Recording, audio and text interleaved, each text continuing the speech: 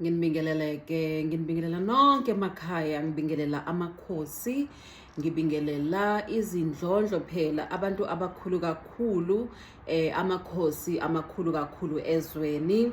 Ngibingelele umphakathi, ngibingelele izanusi, ngibingelele abaprofethi, ngibingelele abathandazi, ngibingelele nalabo ke phela ababiziwe kodwa bengakatholi ithuba lokwamukela isabelo sabo, bamukele isiphiwo sabo, baphinde futhi bamukele uhambo phela asebebizelwe lona, bebiziwe bengazikhethanga bona. Mphakathi, ngoba indaba yobizo isebenza kanjalo. Indaba yobizo isebenza ngokuthi awuzikhethi wena. Indaba yobizo isebenza ngokuthi awuzibizi wena, kepha-ke uyakhonjwa, usuke ukhonjiwe ke ngaba kungamele phela, usuke ukhethiwe. Ningaba u-12 ekhaya kwenu, ningaba u-20, kodwa-ke bayophuma nomuntu oyedwa-ke, loyo abayobe bemkhethile. Uyaye-ke ubizwe, bukele emakhaya, uyabizwa kulolu hambo, kodwa-ke awuzikhethi wena.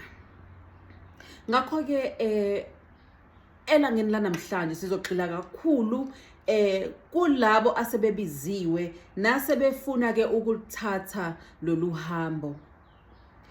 Asikhulumi namhlanje nalabo abasemanqikanqika, asikhulumi ke namhlanje futhi nalabo abangakaqondi ukuthi iyiphi indlela ekumele bayithathe. Asikhulumi futhi namhlanje nabantu abasanemibuzo, ngoba mawusenemibuzo kumele uqale ucaciseleke ukuze uqonde uhambo lwakho oluhambayo ukuthi luphokophelephi. Ngakho-ke mbukeli-ke emakhaya, ngikukhuthaze lapho ukuba-ke ube kanye nathi-ke, ubunganyele kanye nathi-ke, ube kanye nathi, uzohlala nathi, uzolalela-ke sidingida izinkulumo nezingxoxo ezahlukahlukene. Sisazophatha bonke abaphethe, siphathe bonke abaholi, sizophatha bonke futhi-ke abanolwazi ukuze phela bafike bezocobelela ulwazi. Ngani? Ngoba siyaqonda ukuthi-ke le ndaba yobizo, it can be a very lonely road. You need someone that you can talk to. You need someone who can provide you with answers. You need abantu ama-experts, you need, and ulwazi alifani. Ngakho-ke angeke uthole ulwazi kumuntu oyedwa.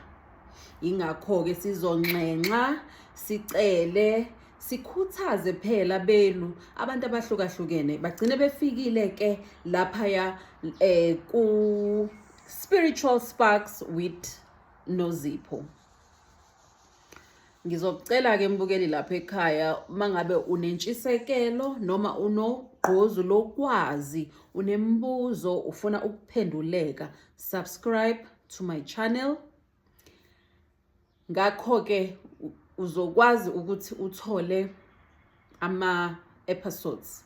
Mayingena i-episodes, ukwazi ukuthola ama-notifications, ukwazi ukuthola iy'mpendulo, ukwazi ukucaciseleka kuko konke ongase ube nembuzo kukona. Namhlanje-ke isihloko sethu esizogxila kusona, uhambo lwalabo asebebiziwe. Wenze njani masubiziwe? Kodwa-ke okukhulu kakhulu, masuwamukele uhambo lwakho, wasamukela isiphiwo sakho, wavuma ukuthi nakho obizelwe kona, uzohamba kulolu hambo, uziphatha kanjani? Ibaluleke kakhulu indlela yokuziphatha entwasweni, ephehlweni. Ibaluleke kakhulu indlela oyiphatha ngayo ephehlweni, entwasweni. Awusuke ungekho eholiday ini, awukho awuncebelekile, usuke ungancebelekile.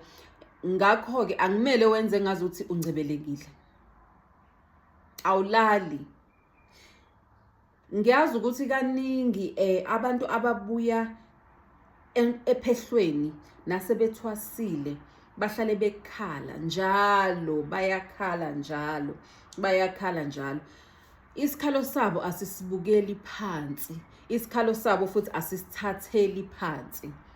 Kodwa namhlanje asizokhuluma ngeikhalo zalabo asebethwasile, noma labo abasentwasweni, noma labo asebebuya entwasweni, nokuthi baphatheke kanjani, nokuthi bahlukumezeke kanjani. Kodwa namhlanje sizogxila kwisihloko sanamhlanje. Lokhu-ke okunye kuzophinde kube isihloko sangelinye ilanga. Shuthi mawulandela le podcast le, usubscribe kule channel, uzozithola zonke izihloko lezi oyifunayo, uyithole zonke izihloko lezi ezikuthintayo. Kodwa-ke namhlanje ake sikhulume ngendlela yokuyiphatha uma ususephehlweni. Uziphatha kanjani uma usephehlweni? Ikuphi okufanele ukwenze? Ikuphi okungafanelanga ukwenze? Okokuqala, uma uyongena lapha la uthunyelwe khona abantu bakini, ungena nokuzithoba, ufana nomuntu ozilile. Ingqino ayifunakali entwasweni.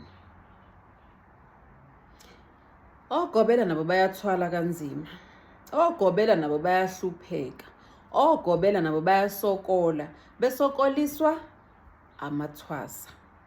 Abavamile-ke ukukhuluma kakhulu ngalezo zinto, kanti-ke futhi bagcina bengakwazi ukwalawula amathwasa ngoba asuke eyiphathisa okwamakhastoma akhokhile, anamalungelo. Kanti usuke uye emzini womuntu, laphayana kufanele uyoyithoba, laphayana ulethwe abakini, bakuletha kulo muntu lo abamthembayo.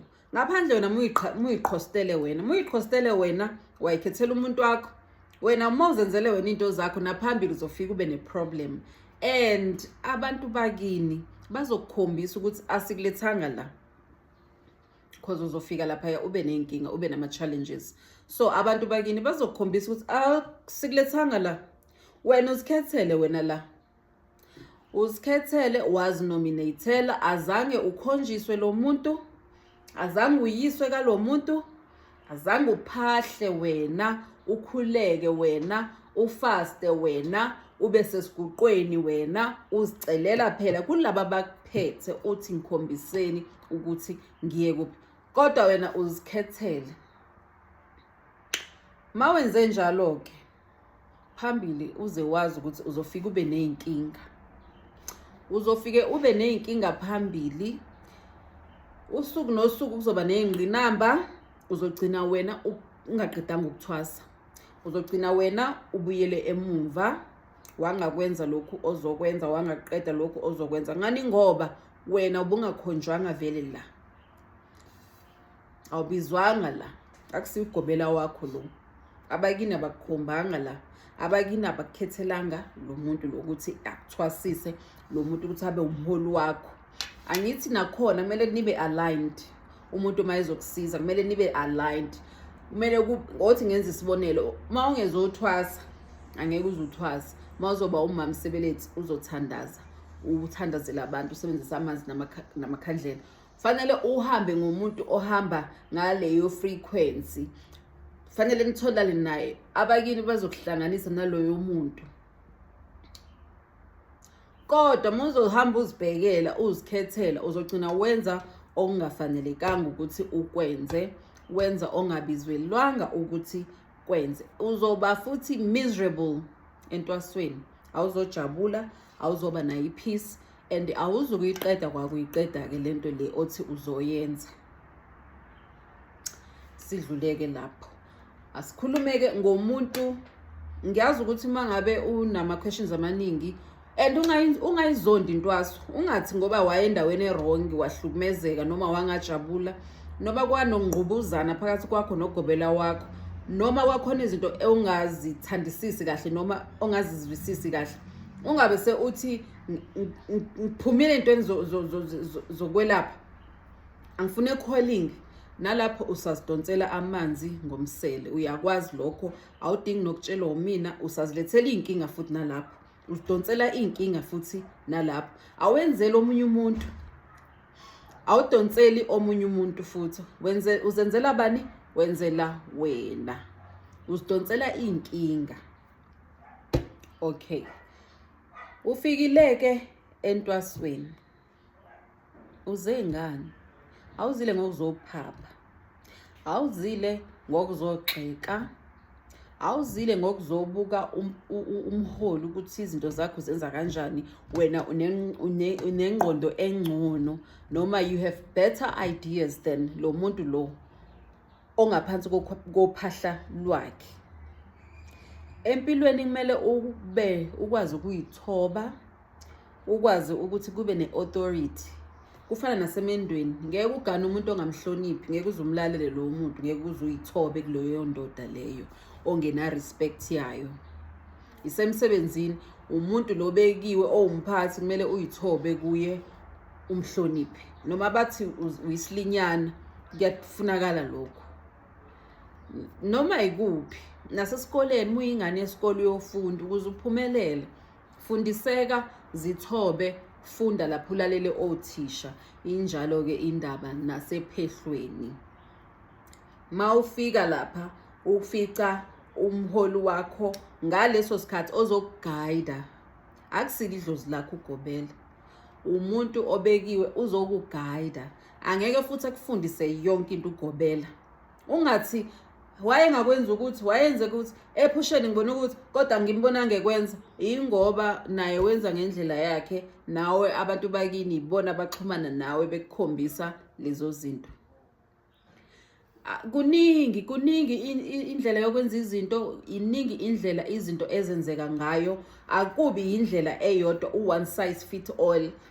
Ngakho ke kufanele ufunde ukufundiseka, okunye futhi uyakwazi ukuthi ukufunde after untwaso, ufunda after. Okunye ufunda khona la, uyaqhubeka ufunde, uqhubeke ufunde, awuqedi ukufunda. Lapho usuke nje uzokwenza isiko thizeni, ugraduate, ugoduke. Angithi uzothi diploma lapha ephehlweni, uzothi diploma, mawuqeda uthi BTech yini angazi, mawuqeda degree kanjalo uze ube professor.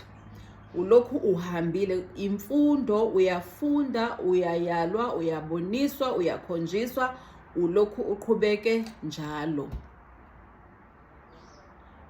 Njengodokotela wesilungu angafundela inhliziyo ukuthi operation yakhona yenziwa kanjani, wenza kanje, wenza kanje, wenza kanje.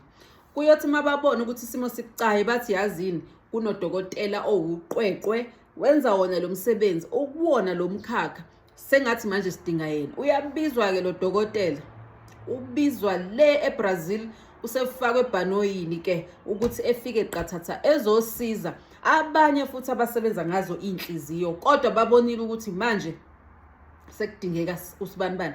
Yingakho nezinyanga nabelaphi bendabuko kumele bebambane ngezandla, bayeke lento yabo yokukhompyutha nokuqhudelana, babambisane, basizane. Ngoba egcineni isiphiwo lesi akusona ise-ego yakho, awuphiwanga isiphiwo, akusona isiphiwo sakho lesi. Mawuyinyanga, muwumelaphi, muyisangoma, akusona isiphiwo sakho lesi. Unikiwe ukuthi usize abantu, abantu basizakale ngawe, akugcini lapho. Unikiwe lesi siphiwo ukuthi usisebenzise ngendlela. Yiba qotho ekusebenziseni kwakho lesi siphiwo, thembeka ekusebenziseni kwakho lesiphiwo. Abantu abasizakale, akusinto yakho ye-ego yakho le ukuthi ifide ego yakho uqhoshe. Siyazibona kakhulu izangoma bazalwane, akusiwa amangalezi lawa. Izangoma nezinyanga bayakhompyutha, bayaqhudelana, bayaqhoshelana. Omunye uqhosha ngamathwasa akhe amaningi, omunye uyayincoma ukuthi yena awudabuli kuyena. awudabuli mase ufike kuyena because of 1 2 3 omunye yena ngeke ahlule usibani cha bengadalelwanga bungaphiwanga isiphiwo wena ukuthi uphakame. Siyinyanga siyizangoma siyabelaphi siphakeme kakhulu kanjalo nokufundisa nje labantu ababiziwe bakhohlwa into eyodwa ubizelweni 1 2 usisebenzisa kanjani isiphiwo sakho. Ngakho ke kumele ukuthi abelaphi bendabuko bebambisane wazi ukuthi okay umuthi wokukhipha idliswa nginawo noma angikho mandla kumuthi wokuthwasisa kumuthi wokukhipha idliswa wenze njani usuyazi ukuthi ugobela usibanibani ugudi kulento le uspecialize ngayo ngizokugeza manje ukuthi kufanele ngikugeze la usizakala kodwa ngiqedile sengikuthumelela kusibanibani uyokwenza ukuthi awoni awuluzi lutho kodwa siphakamisa umsebenzi wamadlozi siphakamisa umsebenzi waNkulunkulu ngoba at the end of the day siphiwe iphiwo ukuze not thina ukuthi sibenefit not thina ukuthi siphakame asikhethwanga asibizwanga ngoba fanele siphakame situswe sidunyiswe sikhothanyelwe cha asinikezwanga iphiwo for ubukhulu bethu nokuphakama kwethu nolwethu udumo cha ukuthi kusizakale abantu kusizakale umphakathi thina bekumele ngabe sibambana ngezandla siyasizana siyalekelelana. Sibuyela phi manje ekubizweni kwakho wabeke usuzohlala la ususephehlweni ke manje usuvumile ukuthi uyeza ufikile kaGobela wakho uhleli la yini ongamelanga uyenze yini okumele uyenze ngoba ekugcineni kumele uyiphathe kahle kumele uyiphathe ngendlela okumele uyiphathe ngayo wenzelani wenzela ukuthi ungaphumi ephehlweni ungasa uyinto engelutho ungasakwazi ukusebenza ungasakwazi ukubona ungasaboniswa usuthi manje uloyiwe uGobela usuthi uvaliwe uGobela kanti cha uzenzile wena kanti futhi unozenzile akakhalelwa.